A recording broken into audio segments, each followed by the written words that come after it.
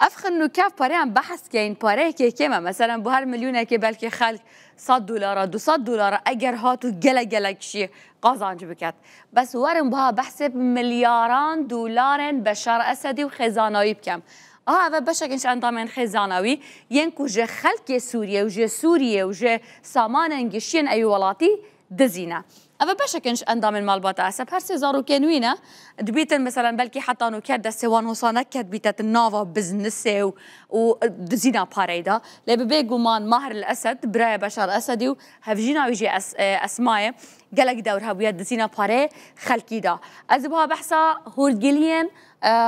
ديفتونا كا وول ستريت جورنال دا أزبها بحث كم كوان بحث كريا كاتشاوا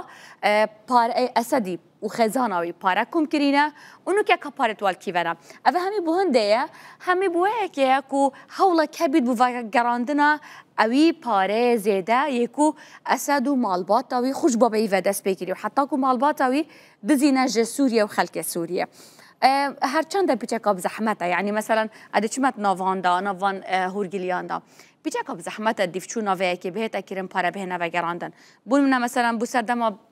صدام حسینی حتی انو که پاره کوی دزینه نهاتینه و گراندن پاره کو بحث معمر قذافی بکن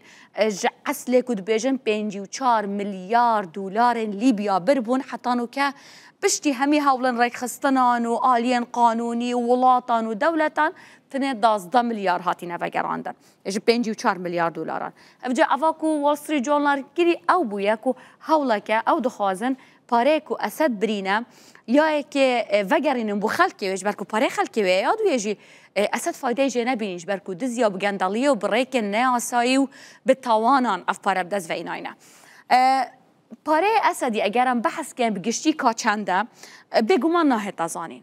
کس نزانیتن بلکه اسد خوجی نزانیت ایو چند پاره هیا ایو خزانوی ام بحث کن لی راپورتا که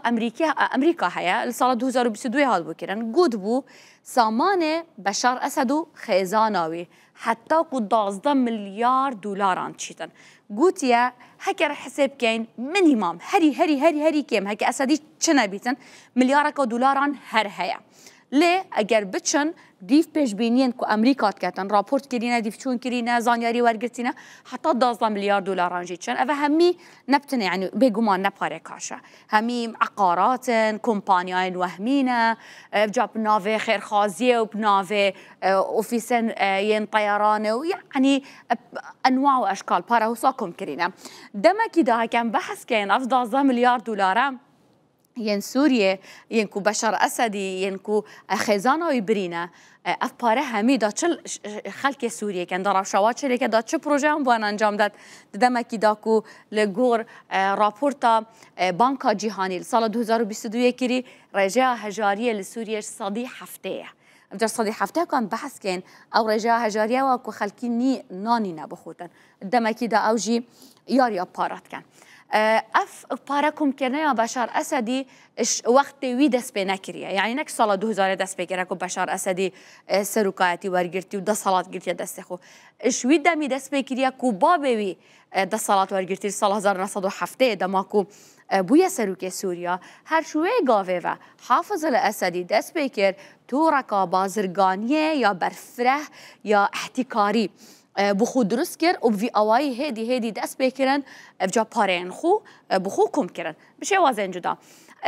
اوین کو ام بحث سردم بشار اسدی کن سردم حافظ اسدی کینات ناف مسئله دا برای انیسه که انیسه مخلوف هفجیناویه برای و اینات ناف بزنس خدا اویل گلوی دست بکر شول کرن اوه یک كان بحثا كسو كارن حافظ الاسدي بكين ينزيكن كو اف بزنسال دست بكري يانجي احتكار كرنا بزنسانو وكاري لناف سوريا كري للسردما بشار اسدي او بتنين ابويا ببيغومان بشار اسد بخوب تنين ابويا اوي كس هبوينا اوي كاري بو كنترول كان بجا ديارة هر يكي وكاريوي تشتاق بويا بو نمونه اگم بحث كان رامي مخلوف كو وكي ما قوتي بابيد بيتا خزم بابي يعني كر خالويه أنيسة مخلوف رامي مخلوف كرة محمد مخلوف يا بريكا احتكار كرنا هندك بزنسان بونو مناين مسألين جقارة وتشيتنية بو مسألة أفاهي سازية عقاراتايا أفانا هميا جلك ريك هبوينا أفبارا هافتنا وأف بزنس هافتنا بندسة رامي مخلوف دا تشكريا رامي مخلوفي بوانا 10 مليار دولار بكم كرينا أفا هو صوت هتا تخمين كرين وكما قلتي راميش بلي مثلا تيتني عفاي سازي الجور رابورتا وول ستريت جورنال دبيجن بريكا بانكات مثلا بريكا بزنس نافا بانكان دا بريكا مثلا ديوتي فري هنا اف بازارين آزاد النافا بالا فرخانيان بريكا وانا جي اف باراكم كرينا مثلا بريكا دي جي هبوينا بونمونا بريكا اوفيسن طيرانه افا فيريكا هو صاب في اواي باراكم كرينا اسماء هفجينا بشار اسدي اويجي بجلك ريكان دز دايا سر قرخ كرنا احتكار كرنا هندك بزنس الناف سوري كو افاجي غانداليا افاجي خراب كار انانا مال حكومتي وبكار انانا دا صلاة خويا بريكا بزنس بانكينا بريكا اتصالات ميديا بيواندي كرنه في اوايجي شاينا مثلا كومباني دس بسر دايرتينا قلت يا بزنس منا اف باروين كاميوي دهاتي بو منا اگر بحث ماهری بکن کو یاوی یعنی یا آشکرا بوی في اواي خودت زاين تشل بن سري اسماء ورامي وام بشار اسد بخود الكتيه كو خشكا يجي بشرى الاسد او جي سكرتيريا كسا يا شخصي بويا او يجي دزانا بو سر قالك بزنس وقالك ين تورن برفره ين بزنسان طيبتي ين زيري انجين خش ليها كان بيجينه دس خو هافت يسار يا مهر اسد اجبركو اشكرا بويا اجبروي ام زانين كو ياويج هر تشتكي ما ترسي دارتر بويا او جي بريكا مادين هجبر بويا جبلي قالك بزنس سنتي مثلا كومبانياين وهمي قالك كارنديكو كرينا ليه افاكو اشكرا بوي مادين هجبره وش مادين هجبر جي كيف تاغونا افا بوتشي جبركو اشكرا بويا وكاريين ويجي اشكرا بويا الجور رابورتا كامريكي لسال 2022 حتى كو 2024 بارينكو كوم كرينا اج 2020 حتى كو 2024 بارينكو ماهر الاسد بريكا بزنس مادين هجبر بريكا كيف تاغونا ايناينه ناف بزنس پاره بزنس و خزانه دا پاره کو کم کریه 2.4 ملیار دلار بون سالانه آنکو 2 ملیار و 400 میلیون دلار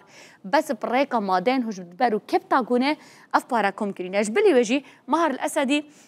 بزنس بازرگانی بچکی جی کریه افجی بگوان همی تاوان لسر اصلا نف دولتی کبتا گون هر او تاوانش همیا مازنتره و هرشاش همیا خراب تره اف پاره من گوتی کو اف همی پاره کو حتی کو 12 میلیارد دلار آنچیتن بگومان نه پاره کاشه اف کسین کو بو اوی راپورته آخفتی ندبیجن اوی دا صلاته اوی تورا برفره یا بزنسه گلک دم هبویت وقت شورش سوریه دا چه بوی اوان پاره همی بکنه مثلا پاره خوب شون یعنی چه بکن برایکا هنده کمپانیای وهمی مثلا پاره خو ساخ کن ببنه در و سوریه اول ریکه کش ریکا مثلا هندك تشتري هنا بونمونا فيلا هنا ل جزيرتك هي لدبي بجنة جزيرة النخيل يعني جي يا خرمي افاكو شكل خرمي لسر عردية الويري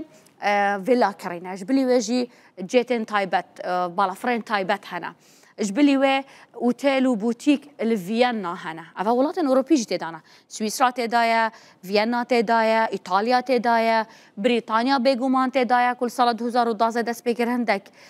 باريوان جمدان دن حتى انو كاجي جمدان ديا يعني اف بارنكو دياري اسد ومالباطا وينا كو هميل بن سيزاين نيف دولتينا بطيبتين امريكانا بتهميات ليستا دارج بروي كيجي باريواتنا جمدان دن اجبلي في هم يجي عقار وان قالك كرياب طيب جاكو بحث كان بحث عقار كان لروسيا